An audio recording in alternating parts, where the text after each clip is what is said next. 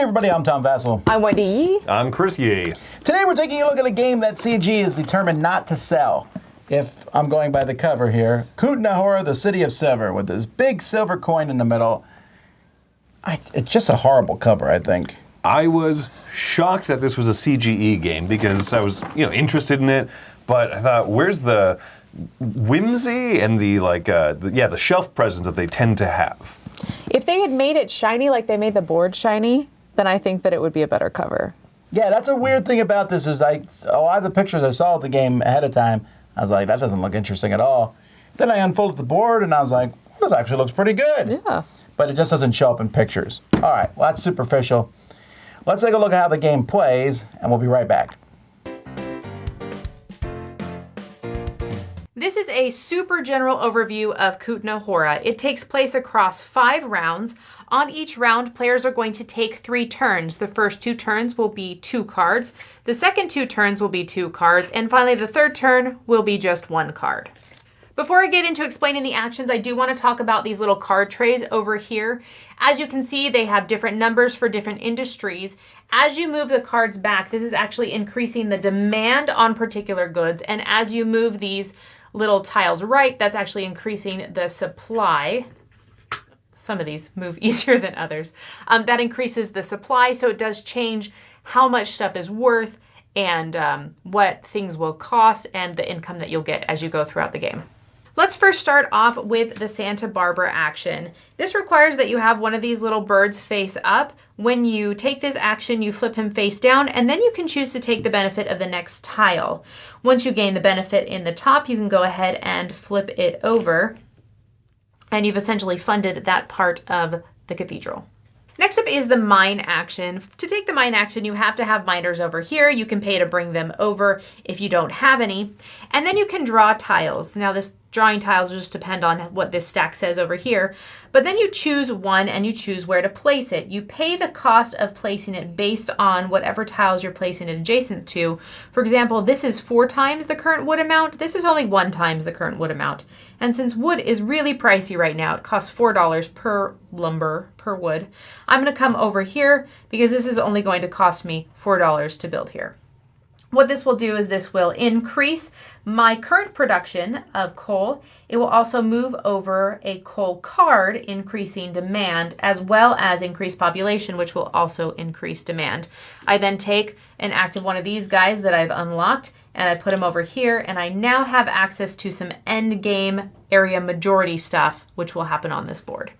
We also have the income action, and this is where you're going to take your production track and you're going to multiply all of these times their current market value. So for example, I have 5 over here in wood, so 5 times the current value of 4 would be $20 in here.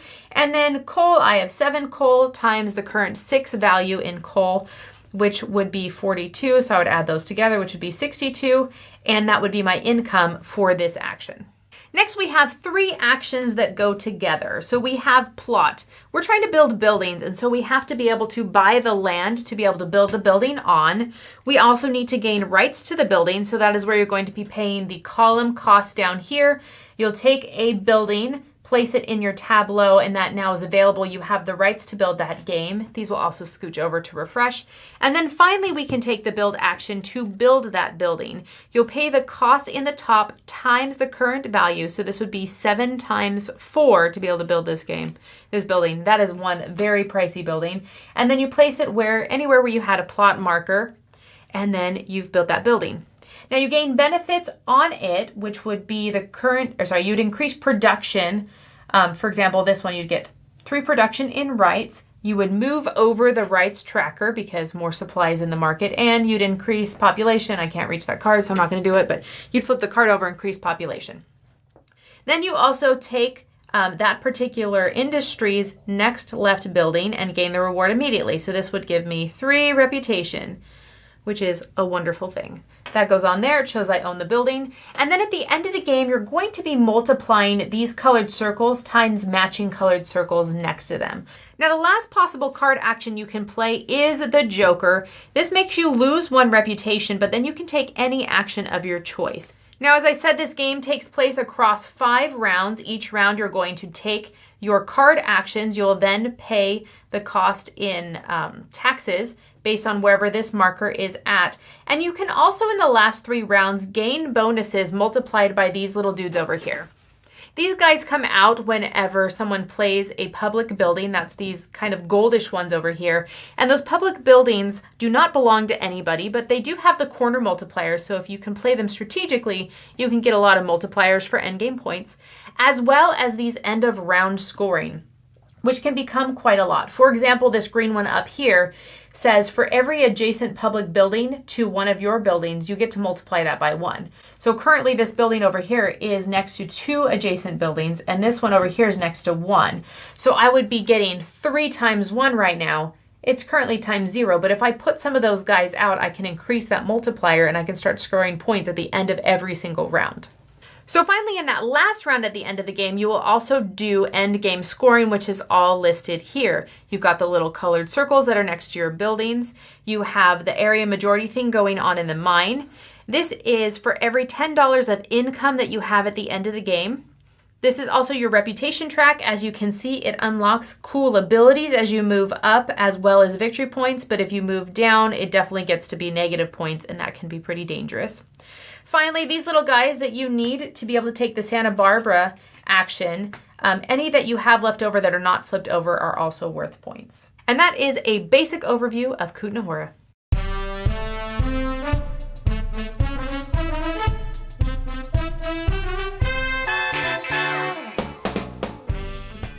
One of the things that CG did push with this game and made a big deal about was the rewood components.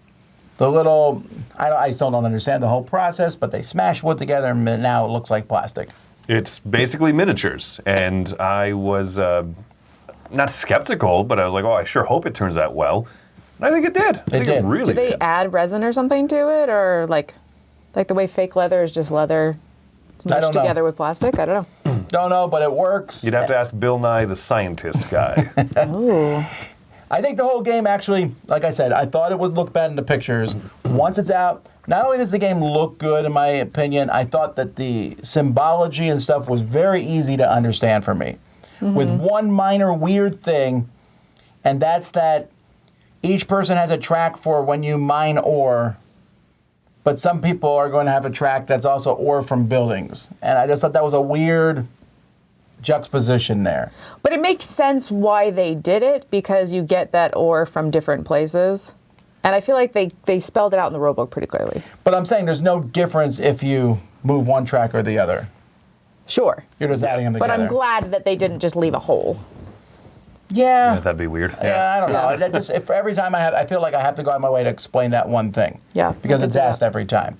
But I think the game, it works. But, so let's talk about the computer, or what they call it, a computer, I think, or someone calls it a computer. Little card trays. The little card trays. Yeah. Mm-hmm. I was very excited when I heard about them. They're like, oh, you switch the cards. Oh, yeah. And even someone, when they taught the game, was like Chris, like, you manipulate the market. Here's the deal, you really don't. You are making things change, but they only ever change one way. So you're not really manipulating, you're just pushing progress forwards. And that's fine, but those card things, as cool as they are more of a cool thing to think about, and in reality, I'm just looking at some numbers, and it's not like, ooh, I wonder what happened. It's like, we changed some cards, and we're like, oh, I hope this number goes up or down. It's interesting because I guess I disagree in that when you flip through cards more, prices will tend to go up, and then as you push the meters across by building the buildings, then that makes the prices go down. But one of the really key things that hurt us in our first 2-player game was if you're not advancing those cards enough, there is an upper limit to how many buildings of a type you can make before there's a big red X that says you can no longer build another beer building. There's too much in the market. It's flooded.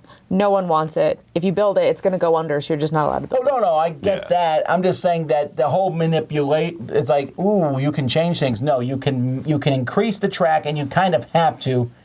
So they do this weird thing of like, you now have more beer, but the price of beer went down. Like, okay, fine. It's still a slightly net positive for me to do that. I feel like thematically it makes sense why they did that, because you can either increase supply because your population's increasing, or you can I'm sorry, you can increase demand because your population's increasing, or you can increase supply because your industry is increasing. So it makes sense. Like, you're not going to have a city that declines when you're building I think the whole thing works. Yeah, I think thematically it makes a lot of sense. I just think it's not as exciting as Well, that part I agree. Oh, sure. Yeah, that part Sure. we're all in agreement with. Everyone, when Yeah. you first show everybody, every time I've showed people, like, they're like, that's so cool. Halfway through the game, they're like, okay, it's not really that cool. It's just kind of there. And yes, I'd rather that than there be these big charts and things like that. But yeah, right. But you already are doing a ton of math. When you take that income step, you're like, okay, I'm multiplying 4 things, adding them all together. Oh, I know. I'm like, but you better know your math when you There's play this so game. much, yeah. Even when I was doing the overview, I was like, I hope I remember what 6 times 7 is. Is there interaction in the game? 100% yes. It's one of the most interactive Euro games I've played in a long time. Very interactive. Right, and sometimes you're really at the mercy of whoever has the wood guild. They want to keep the price of wood high. There's nothing you can do about it. They are going to be the ones that kind of set that price. Do they want more wood income? Maybe they'll lower the price of wood so that they can get some more income, and then everyone kind of breathes that sigh of relief for at least a little bit. Very interactive in those regards. I feel like this is one of those games where you have to play very defensively. You can't let things get too easy for your opponent. You can't leave spaces open and available. So Chris and I played a game where we were just figuring it out, and I ended up just like steamrolling him in a lot of ways because we didn't know that we needed to keep things tighter. But as soon as you realize how points can happen and how people can get there, then you can be really ruthless. And you kind of have to be. Otherwise, the person with the advantage of the better technology, or I don't know if you'll call them technologies, but the better industries, like, they're just going to run away with the game. The game has a little bit of an oddity in that points almost feel disconnected from what you've done over the course of the game. Oh, yeah. I don't know how else to explain it. At the end of the game, you get points for the mines. You get points for the buildings and the little dots you built them next to. But during the game, I feel like there's so many other things going on. I'm doing all this. I'm like, so how does that affect? Oh, that's all to make these things happen? And I like this game. It's fun to play. But there's just the little things that nag at me. Like you mentioned wood. What an important industry. Wood prices go up or down. Mm-hmm. It just feels like wood is the most fascinating to everybody in the game. Ore would be second, or maybe contracts and ore. Beer and meat don't have that same kind of appeal. They don't affect anyone unless you specifically have those guilds or those Yeah. Right. industries. So that's only, when I do beer, I'm only affecting the other guy who has beer. If you're playing a someone 4-player else, game and there's 2 beer things. And so that feels a little off. The mines feel a little weird on how they work sometimes, and you go around and then the end game scoring, not the end game scoring, the end around scoring? yeah, what are those guys little called? patricians. The There you go. patricians. Little heads. They don't feel even at all. Like one gives you some points if you have a mine in all 4 levels, which is hard to do once. And another, and then the one gives you one for clearing out your row, which is something that people might do naturally or not. You know, it's up to you. But the other ones are a little easier to do, I think.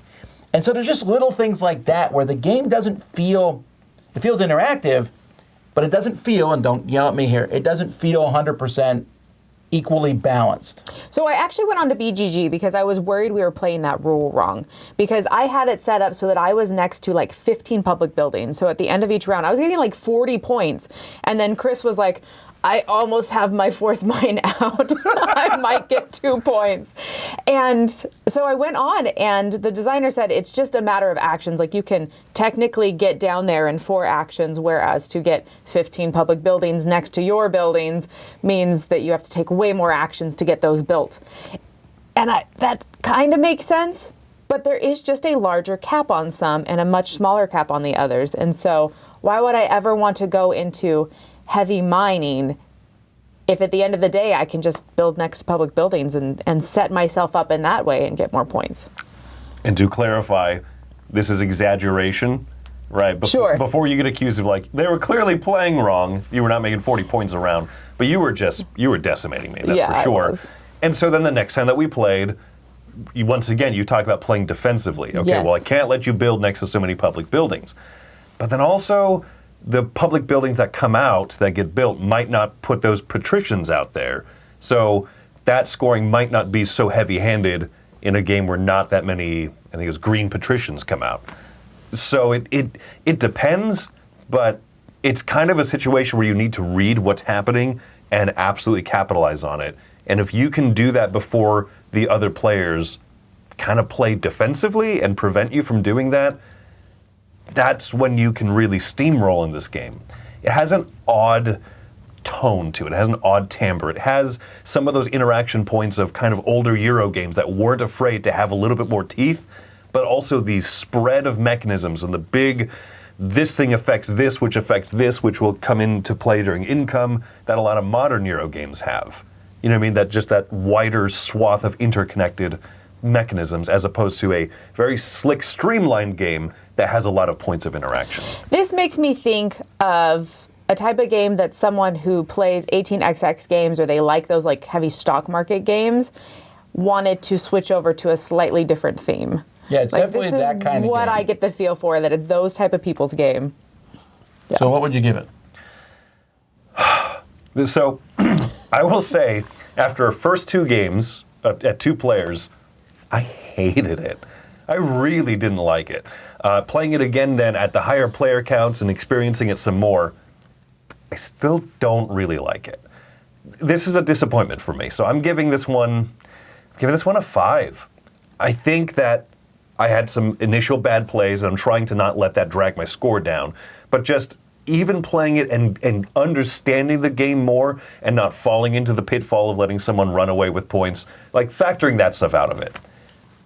There's a lot of mechanisms in here that I don't feel like are significant. Like you said, if I don't have the beer guild at all, that's a whole part of the game that I just look at and say, well, you're making a bunch more income than me, and there's nothing I can do to affect it or benefit from it. If I'm the person with the wood guild, I don't make money based off of how much you guys spend for wood, and so why would I ever want to drive that price down? Like there's parts that they don't sit with me even after repeat plays and coming back to it and thinking, maybe there's a puzzle here. Some of those purple St. Barbara actions, I think some of them are so strong and in the right moment swing a game towards that player. And so there's this weird defensiveness even there where I don't want to take this St. Barbara action because then Wendy or Tom will take the next one and that'll be huge for them. Build a free building in a game where the wood player has kept the price of wood all the way up to 4. Yes. Yeah. There's enough things that bother me about it. We haven't really said, by the way, my favorite part of this game is the action system, those cards. I love that. I adore that, and I wish I liked the rest of the game around it more, because there are fun parts. I'm not completely elbow dropping this, but for me, I don't want to come back to it again, so it's a 5. Okay, I'm going to give this a 6.5. It's so close to recommendation. Like, I enjoyed a lot of what's going on in the game, but at the end of the day, there are just those weird parts that I can't make sense of, and I can't just enjoy. So, for example, Chris explains wood, how the wood, if you own that industry, you get 0 wood discount. You pay just as much for it as everybody else, but you make way less money. And those kind of things just don't make sense to me. Also, a lot of the things that you get to do that seem fun, like building in the mines, seems like so much fun. Flip over these tiles, build them out, do a little area majority stuff. Like, it sounds really fun, but then it just drives down the price of coal. And so now you're like, cool, I have 15 coal, and it's worth $15 because we keep building out these coal tiles, which seem really fun. But if nobody else is bumping up those other industries, which I don't have control over, my coal is worth nothing. And so there's just that level of, I can't really make choices. And I know at the beginning draft, you can make those choices. But there's just so much in the game that I feel like my hands are tied. And instead, I'm just here trying to prevent everybody else from doing stuff. And that to me is not fun. So the card play, tons of fun. Building in the mines, tons of fun. I enjoy that idea of you have to get the plot, you have to buy the building, and then you get to put the building out, and you want to line up all those edges so that you get as many of the circle bonuses. I like the end of the round scoring, and if you can get those early, and you can get a lot of them, you can get points. Like, I love all of that, but the meat of the game, the feeling of it as I play it just feels like I'm mostly spending time trying to keep you from doing stuff instead of me from getting to do great things. Or worse off, if you're big coal and then you're at the mercy of the person with the silver guild. So you don't even have control over your fate there necessarily. I can drive down the price of your coal. Yeah, there's some oddities there. I love economic games, and I'm not like Wendy. You know, you said you have to play this game defensively. I don't normally do that in games. I have an occasion done it, trash my opponents. I'm sitting there thinking, how can I make myself better? If I can stop you, I'll do so, so I don't like to play meanly necessarily. And so I won't in this game often. I'm learning how the game balances. It's a weird game, but I definitely, if you said, I wouldn't even categorize this under Euro. It's an economic game with Euro elements to it. Right. Man, there's so many things I like. There's a few things that don't sit well with me either. I don't like on the last turn or two, sometimes you sit there and go, there's not a lot I can do. Because building a building's a 3-step process. So if you only have 2 steps left, you can't build one. There's the plot tokens. You can put all 3 on the board, but if you do so, you pay more taxes. So why would anyone ever do that? I can't even imagine a reason that's there. The only thing I think those taxes are there to stop you from putting 3 plot tokens out, then just give me 1. There's some weird stuff like that. And like you said, the purple buildings are crazy. I'm like, I don't really care about that one. But the next one is unbelievably awesome.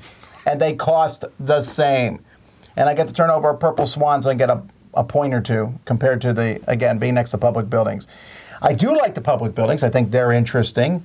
Putting out a building that you don't control, but that changes the game, that's interesting. It adds patricians. It gives you some points. You can put it next to your buildings.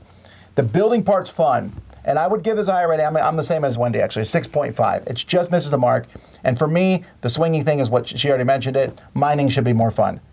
Because my first game we played, I was like, I will mine to death. I will be the ultimate miner. I'm going to mine.